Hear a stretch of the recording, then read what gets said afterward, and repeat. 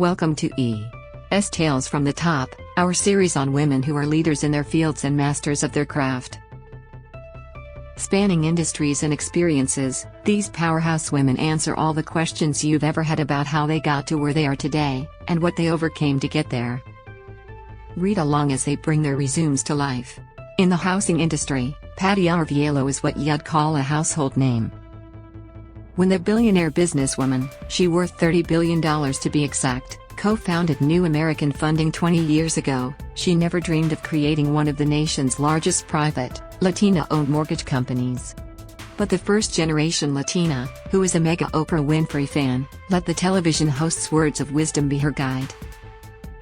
I've watched every one of her shows and she always says, "If you can see it, you can be it," Patty told E! News. It's an important piece of advice. If you don't believe in yourself and you can't see yourself as wealthy or being in shape or happy in your marriage, or whatever it is, nobody else is going to see it.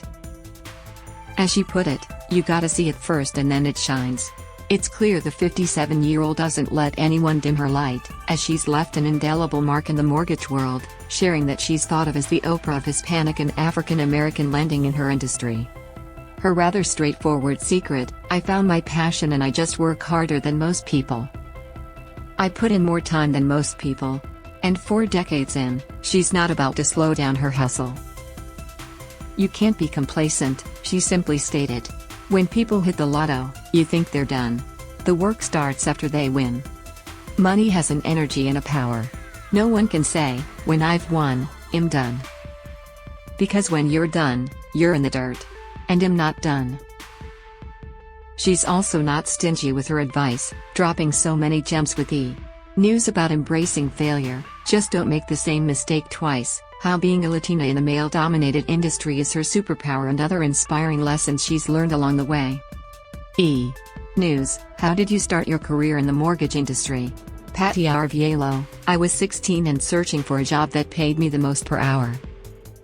I took a clerical data input job, and, a couple of years into it, I finally asked the people ordering the credit reports, "Why do you even need these?" They're like, "We do mortgage loans." They made more money than me, so I went to the Sunday paper, and I found a loan opener receptionist position.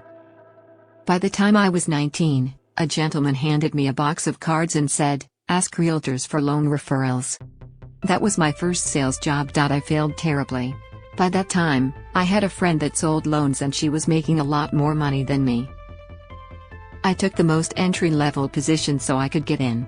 I was 24 years old and within the year, I worked my way up to an assistant vice president role.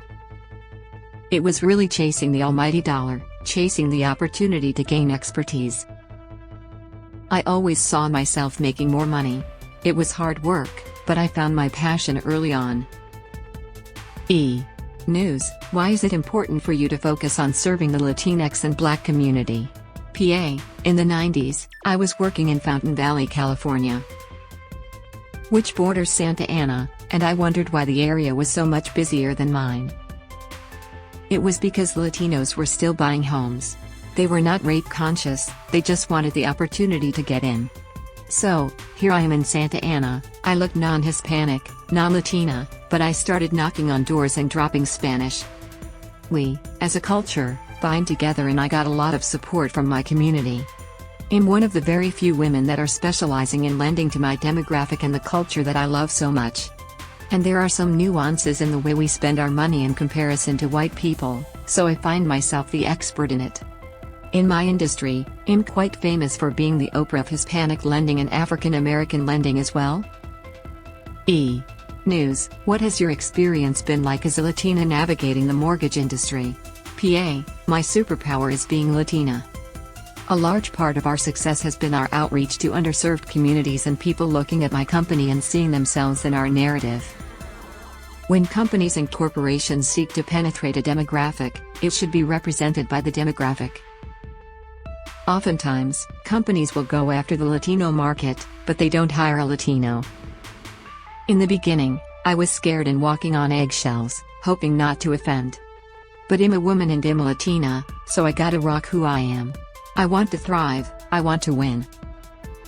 We're looking up to males, but why aren't they looking up to us? It's because they don't know how to. There's still a struggle, but I'm hoping for the next generation, because of women like me speaking up, it will be different. News, what inspired you to create your own company? PA, I married really young, at 24, and had 2 kids. By the time I was 30, my first husband left me. All of a sudden, he walked out the door and was gone. My safety net was gone. I found myself a failure, being a divorcee and, at the time, we were in a down cycle in mortgage. So not only was I depressed but there was no work. My parents helped me through that struggle and it took me about a year to get on my feet. At that point in time, I couldn't commit to a 9-to-5 job. So that was the early step of my self-employment. Then, I got set up with this wonderful man, who I now claim is my husband, and he was a successful entrepreneur. He invested all of the profits of his own company in the tech sector during the tech boom and we became really, really, really rich. But overnight, we became really, really poor. Why don't you come to work with me? Why don't you come to mortgage? So he dove right in. We synergistically were the merger that nobody could do. He's really good at everything I'm not good at, and I'm really good at everything he's not good at. It was a good partnership and we started building this company, New American Funding. We're going to celebrate our 20th year next year. News, what is a memorable business mistake you made and what lesson did you learn from it? PA, I was lucky that I failed early. I got all kinds of credit card debt when I was young. I didn't have financial awareness, I wasn't taught how to balance a checkbook and I wasn't taught that you don't take credit because you can get 10% off. I cleaned up my credit by the time I was 25. That was probably my first failure and my second big one was my first marriage. And I've made several missteps in business. You think that just because you own a company, you're a leader. You're not. It's something you have to work on daily. But I fail every day, all the time. I just don't fail at the same thing twice. News, when you reflect on your accomplishments, what makes you proud? PA, my kids make me proud. They're all uber successful in their own way. My oldest is a very successful hotel leader, creator and artist. My middle is a phenomenal mother and I'm very proud of that. And my youngest is only 18, but has an accomplished theater performer and straight A student. I'm proud of my marriage, and thirdly, I'm proud of the company we built. We're the 20th largest overall and we're the 10th largest retailer originator. I never, ever dreamed of that. I also don't take it for granted. I'm always working on our vision and working to be better than we were yesterday. I'm very smart in a different way. I don't have a college degree and I have a learning disability, but being a typical Latina, I work harder than most people. I put in more time than most people. I don't seek balance because that's irritating to me. I'm not done. There's so much for me to do. News, you've made such an impact with your business and mentorship. Why is it important for you to share your expertise with others? PA, I find myself very alone as a woman in business, even more as a Latina in business. Men have been in business much longer than women. I mean, there are clubs for them and all they do is talk about business. Women don't have that. So, I find myself spending a good amount of time speaking to people that I've just met or doing my mentorship class.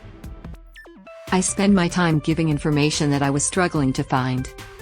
I find success and relevance in other people's success and am really happy